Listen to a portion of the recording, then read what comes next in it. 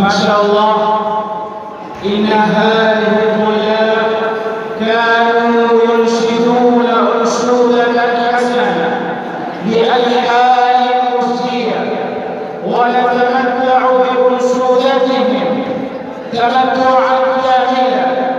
وكنا نتمنى أن نستمر ونسمع أنشودته.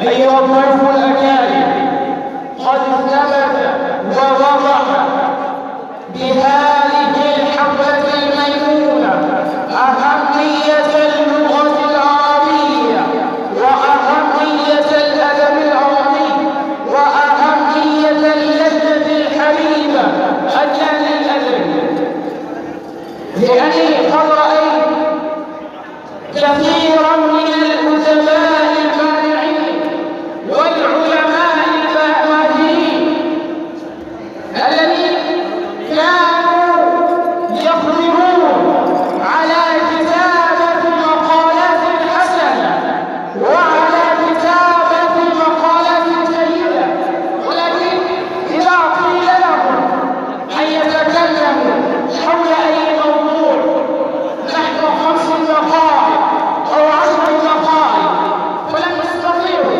أن يتكلموا أو يخرجوا أو يلقي خطة أو محادثة أو أي شيء، هم لا يقدرون على هذا. لذلك قد ثبت أن اللهجة الحبيبة النادي الأدبي لطلبة هذه الجامعة لهذه أهمية كبيرة لا تنسى. أيها الحضور الأفاضل، إن هذا الحفل الميمون قد وصل إلى نجاح وإلى فوز وإلى ختام.